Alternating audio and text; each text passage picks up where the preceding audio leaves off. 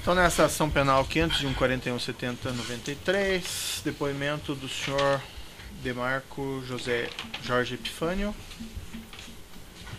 Senhor Demarco, o senhor foi acusado de um crime pelo Ministério Público Federal. Na condição de acusado, o senhor tem o direito de permanecer em silêncio. Se o senhor fizer uso desse direito, pela nossa lei, isso não lhe traz nenhum prejuízo. Mas também a oportunidade que o senhor tem de falar no processo, tudo que o senhor falar vai ser considerado para o julgamento, certo? O senhor prefere falar ou o senhor prefere ficar em silêncio, senhor Demarco? Eu prefiro falar e prefiro contribuir e colaborar com o Ministério Público. Senhor Demarco, o senhor está sendo acusado aqui em decorrência do seu período de trabalho na área internacional da Petrobras. O senhor pode me delimitar o período que o senhor trabalhou na área internacional da Petrobras e em que cargos? Sim, eu entrei na Petrobras em 1980, trabalhei na área doméstica até 1990. Em 1990 fui designado para a minha primeira missão no exterior, na Líbia. Fiquei na Líbia de 91 a 94 como gerente local. Volto ao Brasil, continuo na área internacional aqui no escritório do Rio de Janeiro, cuidando das operações internacionais. Volto para uma segunda missão no exterior em Cuba, onde eu fico de 98 até 2001 como gerente do país, gerência num contrato tínhamos assinado.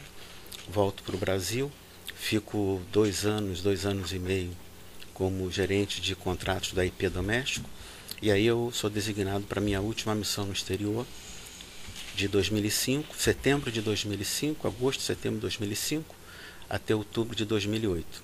Retorno dessa missão em outubro de 2008 e fico aqui na sede, lotado na sede no Rio de Janeiro, até janeiro do ano passado, quando terminou o meu contrato com a Petrobras. O senhor já foi gerente geral da área internacional da Petrobras? Sim, senhor. E qual o período que o senhor teve esse cargo específico? Excelência, eu entrei, como ele disse, eu entrei na Petrobras em 1980, Tá. 1986 foi a minha primeira função gerencial. Eu ocupei Mas funções como gerente gerenciais. da área internacional? Gerente da área internacional a partir de 1991. 91. 91, tive um período onde eu tive uma atividade aqui na sede, gerente geral. Quando fui para a minha missão em Londres, já estava designado também como gerente geral a partir de 2005. Certo. O senhor participou dessas contratações mencionadas na denúncia para construção e afretamento do navio-som da Petrobras 10.000 e Vitória 10.000? Sim, participei. O senhor pode me esclarecer qual foi a sua participação específica? Posso. Como ele disse, a partir de setembro de 2005, a área internacional me designou para a Inglaterra. Eu ocupava um posto lá, onde de Londres eu tinha um espaço no escritório da Petrobras em Londres, junto com mais um colega. Eu cuidava de desenvolvimento de novas áreas, desenvolvimento de novos negócios, e cuidava de Europa, África e Ásia. E não havia ainda pressão nessa oportunidade. A empresa estava buscando reservas, tanto aqui no Brasil como fora do Brasil, e eu passava basicamente 200 dias por ano identificando oportunidades, desenvolvendo, alimentando e mandando aqui para a sede. Eu estava subordinado ao gerente executivo Luiz Carlos Moreira, né, que era o meu gerente executivo, e dia 16 de maio de 2006,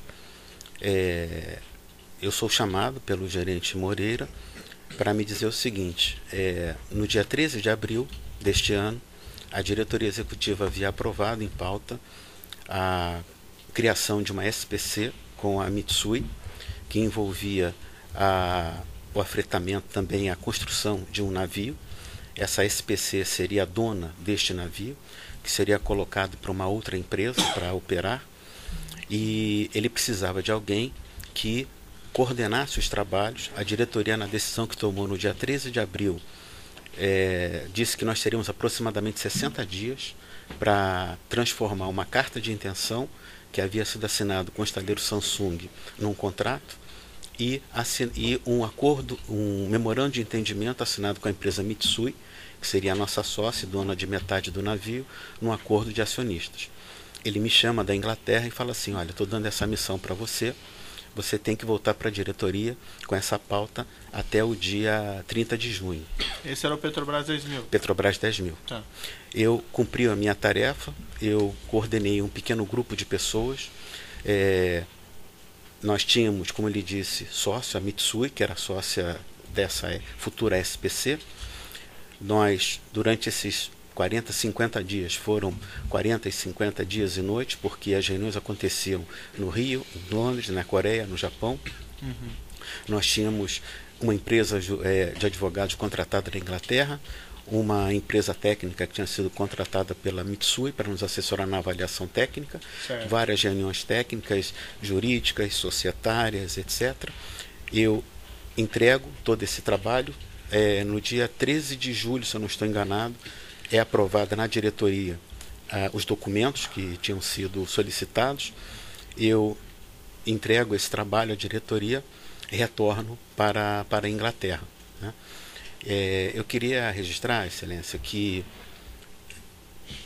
eu li e eu quero falar da verdade, quero colaborar integralmente com quaisquer solicitações que o Ministério Público tiver, mas alguns esclarecimentos eu gostaria de fazer. Soube que as tratativas para a contratação do Petrobras 10.000 começaram em junho ou julho de 2005, e todas essas tratativas de 2005 até abril de 2006, quando foi aprovado pela diretoria, eu não tive participação, eu não fui chamado, eu não fazia parte do grupo que estava aqui na sede cuidando disso, eu estava na Inglaterra. Eu fui chamado uns 20, 30 dias depois, porque de 13 de abril até 16 de maio, e eu tenho a evidência disso, mostrando que eu fui chamado no dia 16 de maio, né? Foi quando eu tive o primeiro contato, sabendo que havia um trabalho a ser feito, e eu estava recebendo essa incumbência. Então o senhor participou da formatação do negócio, não da decisão de contratação, é isso que o senhor quer dizer? Já havia sido tomada a decisão, a diretoria havia aprovado. O que eu tinha que fazer era transformar 2 instrumentos em contratos definitivos, e foi isso que eu fiz. E como surgiu a Vitória 10.000 daí? A Vitória 10.000 foi um pouco depois, né? Eu volto para a Inglaterra, vou cuidar de mim, meus afazeres. Com a criação dessa SPC com a Mitsui, foi criada uma gerência no Rio de Janeiro, que era coordenada pelo engenheiro Musa. Essa gerência, ela fazia o papel digamos assim, da gestão desta SPC no Rio de Janeiro. Então tinha um representante financeiro da Mitsui, um diretor financeiro. Então esse pequeno núcleo a gente chamava de PMDI, era o nome da empresa, né? Petrobras Mitsui Drilling Investment, alguma coisa do tipo, né? O nome PMDI, vamos chamar assim. E a partir deste momento, com esta formatação que houve, né? E isso é mais um esclarecimento que eu queria prestar para o Ministério Público. Na verdade, a gente não tratou da contratação ou do afretamento de uma plataforma.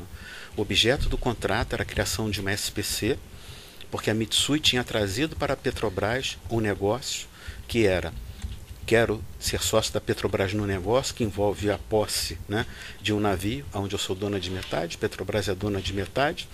Nós vamos entregar isso para um operador, né? Já que nós estamos investindo, nós vamos ter o controle sobre o capital, o investimento. E no frigir dos ovos, né, o que acontece? Esta unidade, ela sairia para nós, para a empresa que foi criada e alugada depois, chamada PVIS, um valor de $410 mil por dia. Já naquela época, as taxas de mercado para unidades como essa, que é uma unidade de última geração, extremamente capacitada, eram taxas que variavam de $500 a $600 mil por dia. Então isso trazia para nós diretamente 2 benefícios. O capital que a Petrobras e a Mitsui havia investido neste negócio, em torno de $700 milhões, 586 era o valor do contrato com o estaleiro. Mas você tinha outros gastos, né, durante a construção. Este capital ele seria remunerado a uma taxa de 8, 8,5%. Foi o valor que a área financeira definiu, como para pôr esse dinheiro aqui, isso tem que me dar um retorno de tanto. E depois na diferença que haveria entre aquela taxa diária e a taxa de mercado. Como a taxa de mercado sempre se projetava maior do que $410 mil, haveria um retorno também, não haveria risco de mercado para quem estivesse operando a unidade. Mas se a Petrobras, por exemplo, precisava desses navios sondas, não era mais, não tinha que ter feito alguma concorrência, algum consulta ao mercado? Não foi meio estranha essa contratação? Excelência, a Petrobras sempre fez concorrência para contratar plataforma, por isso que eu fiz questão de esclarecer que este negócio não era a contratação de uma plataforma. Um sócio aparece e diz assim: olha, eu quero ser sócio de você neste negócio, interessa? Se interessa, vamos ver quais são as sinergias, quais são as vantagens desse negócio. Se der, nós assinamos os termos.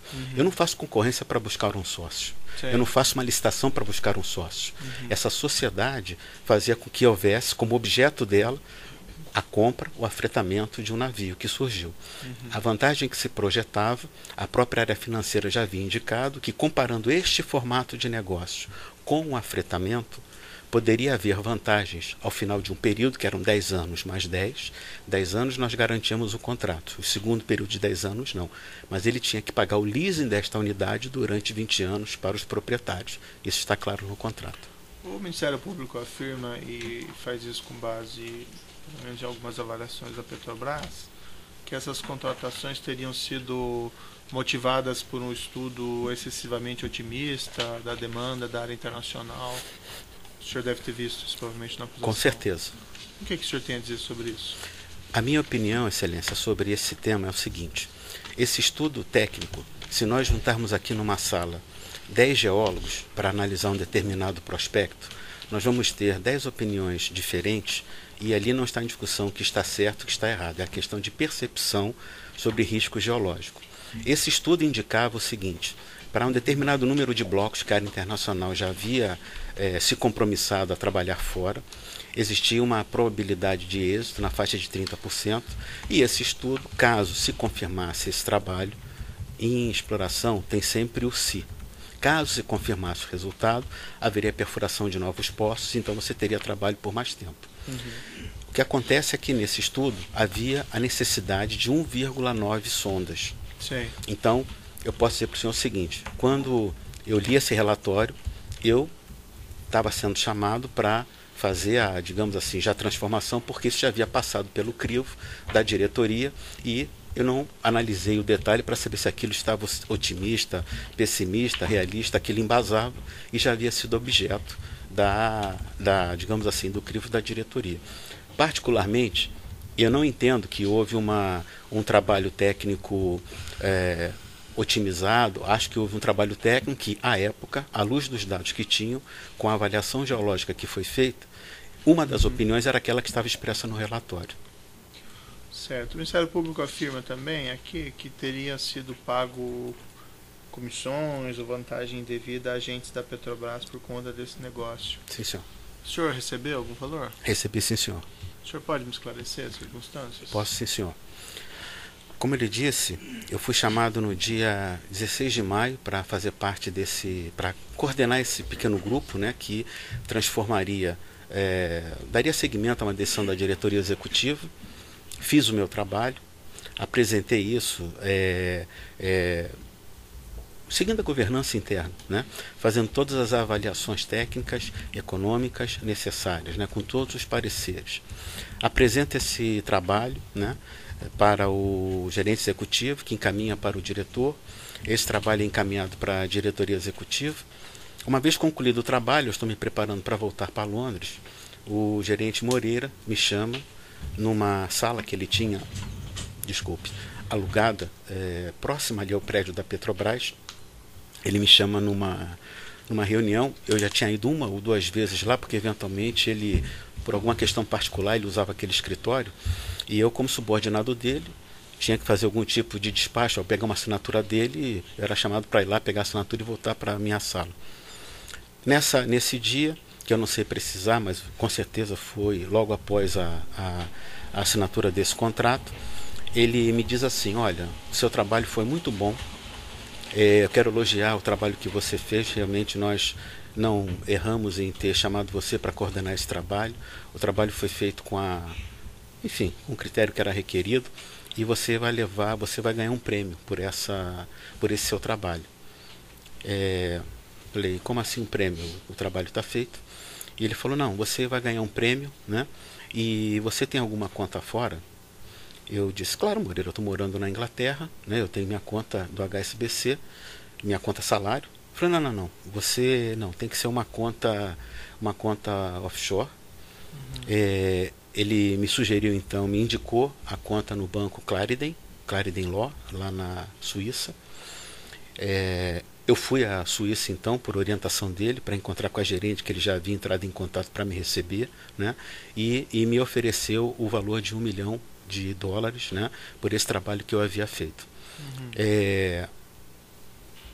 Desses momentos na vida, Excelência, que a gente fica diante de circunstâncias, né, e sucumbir à oportunidade.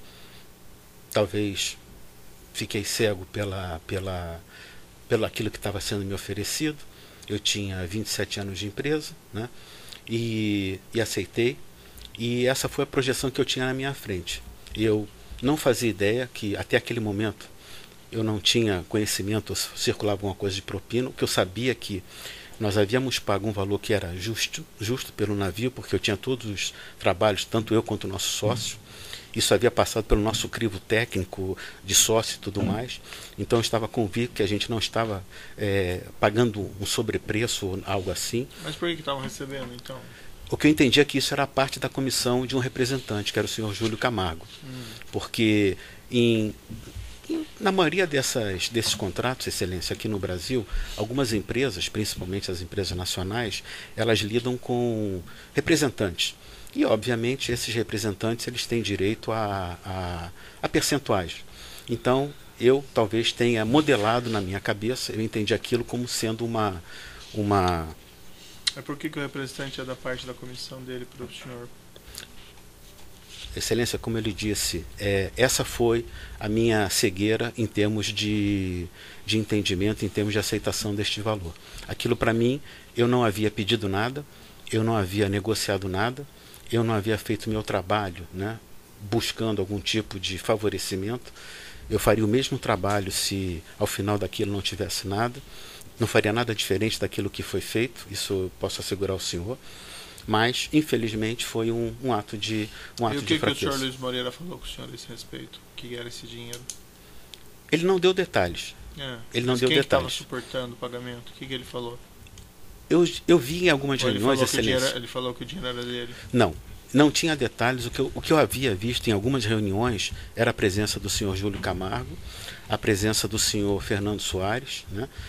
Aliás, outro esclarecimento que eu queria prestar, porque pode ficar uma leitura que Fernando Soares me representava, e isso, na verdade, como ele disse, eu fui ter contato com esse assunto somente a partir de maio de 2006.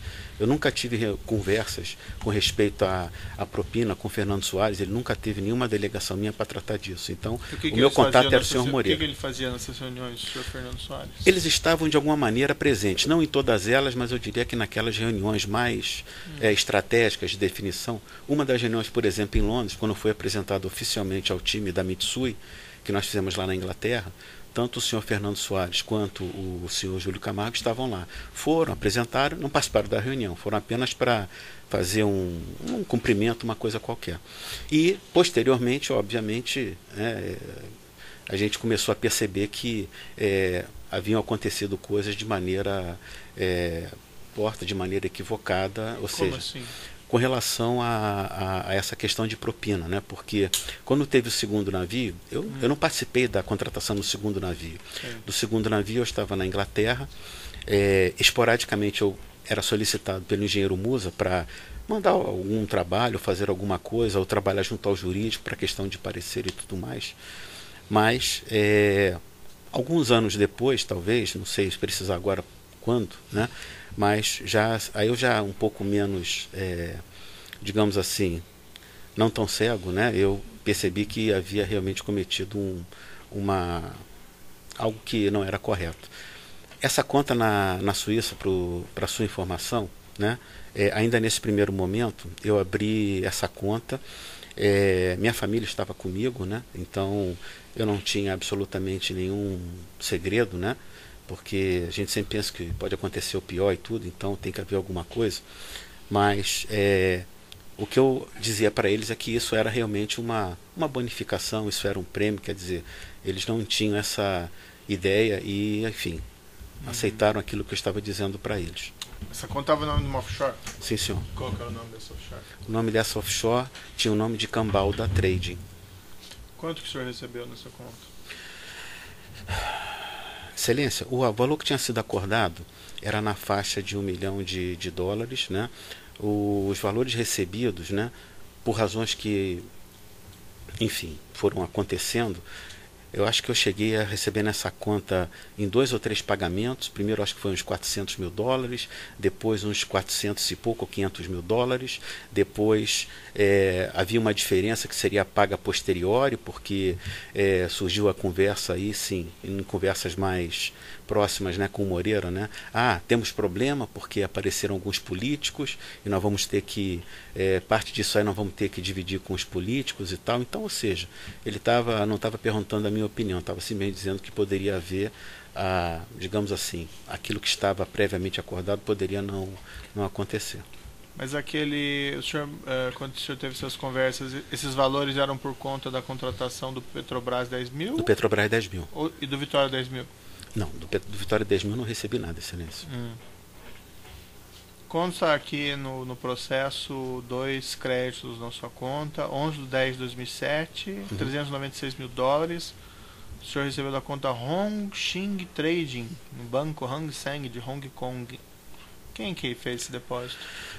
Bom, Excelência, toda a minha relação com relação a esse assunto, eu lidava exclusivamente com o senhor Moreira. Então, ao chegar de alguma maneira, eu entreguei a ele, não sei precisar quando, se foi aqui, se foi na Inglaterra, porque a gente viajava muito, mas eu entreguei ao senhor Moreira os dados da minha conta, e quem cuidava disso era ele. Então eu não tenho nenhum controle, nem tenho como agregar nada com relação a como era o seu conhecimento dessas empresas, Hongxing. O Moreira é que fazia essa distribuição às pessoas que, enfim, faziam parte dessa ilicitude. Depois consta um outro depósito em 30/6/2008 de $500.000, também dessa conta Hongxing Trading. Sim, senhor. Também era desses valores aí. Sim, senhor. Aliás, sobre isso... E a diferença daí deu aqui $896.000, o senhor mencionou, 1 milhão? Não, isso, tempo depois desses valores, uns 3 ou 4 anos depois, né, depois dessa conta, eu só queria aproveitar para esclarecer nessa janela de tempo, né, eu estou trazendo aqui também mais uma evidência, né, porque eu troquei alguns e-mails cifrados com o Moreira, né, tentando saber, escuta, o que está acontecendo, né, não está... O fluxo de pagamento parece que não está tendo, enfim, né? E o Moreira, exatamente nesse período de 2008, né? Ele me manda uma mensagem dizendo que haveria uns livros de 500 páginas estariam chegando, né? E que o César Tavares, me daria maiores explicações, né, sobre esse assunto. Provavelmente em uma data que eu não posso precisar ao senhor, eu estive com o César, foi quando o César me disse que poderia haver interrupção do fluxo de pagamento em função de acertos que foram feitos posteriormente enfim, aqui no Rio com políticos e tudo, e que isso ia impactar naquilo que estava previamente acordado. Quem é que o senhor tem conhecimento que recebeu dinheiro, dentro da Petrobras valores? Nesse caso dos navios, eu sei que o engenheiro Moreira, né, com certeza, porque ele é que coordenava esse núcleo. Como que ele recebeu? O senhor tem conhecimento? Não tem, não, senhor. Ele tinha uma conta também no exterior? O senhor tem conhecimento? Eu acreditava que por ele ter me indicado a conta do Clarendon, lá na Suíça, ele tinha algum tipo de aplicação ou conta nesse banco, porque ele me disse onde eu tinha que ir, com a pessoa que eu tinha que falar, e foi isso que eu fiz, seguindo as orientações dele. Quem mais sabia? Quem mais recebeu dinheiro nisso? Além disso, o César Tavares, época, né? Sim, o César Tavares, né? O Rafael Comino, o Aurélio Teles, o Mônaco, ele era uma pessoa muito próxima desse núcleo, né? Porque eles estavam juntos desde a época das térmicas no Gás Energia, né? E não sei precisar se ele efetivamente, com respeito à divisão de... Porque eu não cheguei a ver, eu vi depois pelos jornais que havia uma planilha, não sei o que, com nomes, apelidos. Isso eu nunca cheguei a ver. O meu contato era diretamente com o Moreira, e de uma maneira muito Mas ele lhe contou que essas outras pessoas também estavam recebendo? Sim, sim, isso aconteceu, que haveria um racha, uma divisão desses valores, né? E algumas pessoas, tanto é que ele falou que, obviamente, né, o diretor Nestor, né, ele receberia uma parcela maior deste valor, o Fernando Baiano, né, receberia parte desse valor e o resto seria dividido por esse núcleo da Internacional, incluindo o engenheiro Musa também. E eles disseram que políticos receberiam também? Não, senhor. Não foi aberto esses nomes, não, senhor. Ah, não informaram os nomes para o senhor? Não. E um depósito que foi feito aqui numa conta do senhor Agostil, de conta Acaba, o senhor teve alguma coisa a ver com isso mesmo? Sobre essa conta, Excelência, eu queria talvez dizer que o Mônaco ele está, talvez assim, ficou um pouco confuso, né? Por quê? Ele alega na delação dele que em maio de 2007 eu me aproximei dele e pedi um dinheiro. Obrigado. Eu pedi um dinheiro para compra de um apartamento do meu filho, né? Em maio de 2007, como eu lhe falei, eu estava prestando missão na Inglaterra. Eu estava totalmente capitalizado. Eu estava lá como gerente geral. Eu trabalhei os 3 anos viajando, recebendo diárias de viagem, enfim. Então eu estava bastante capitalizado.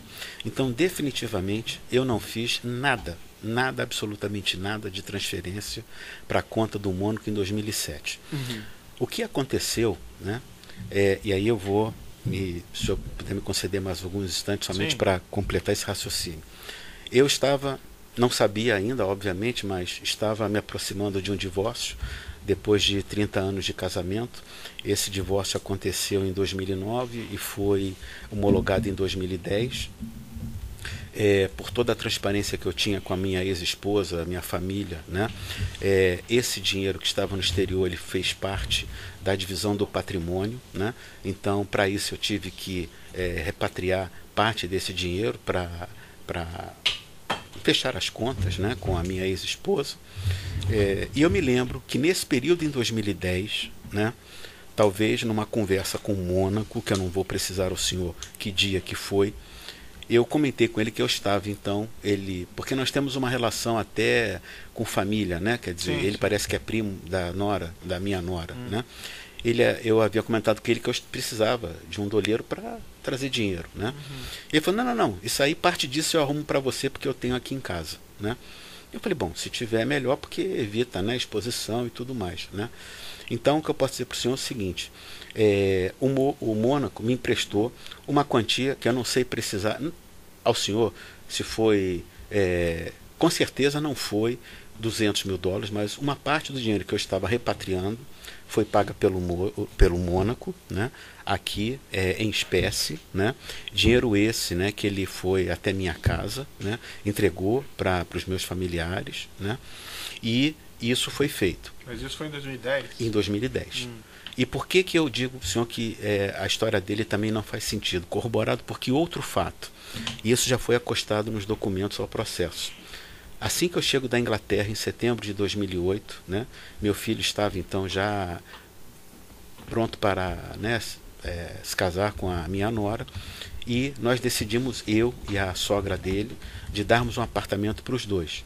Então esse apartamento do meu filho, um apartamento de 2 quartos, no bairro de Botafogo, ele foi comprado por equivalente a vou falar em dólar só para dar uma ideia, tá? Por equivalente a 160 mil dólares, dos quais metade foram pagos por mim, metade pagos pela sogra dele, dinheiro totalmente limpo, registrado, cheque administrativo, conta do Itaú. Então, assim, não bate a informação que o Mônaco dá, dizendo que em maio de 2007 eu precisei de dinheiro para a compra do apartamento do meu filho. E aí eu queria aproveitar para, de forma muito clara e muito transparente, né, tirar esta nuvem que desde então se abateu sobre o meu filho, né? Quer dizer, o apartamento dele foi comprado com origem legal em outubro de 2008, sem qualquer vinculação com dinheiro vindo de atos ilícitos dentro da Petrobras, que eu cometi dentro da Petrobras. Eu vou interromper um minutinho pelo tamanho do áudio.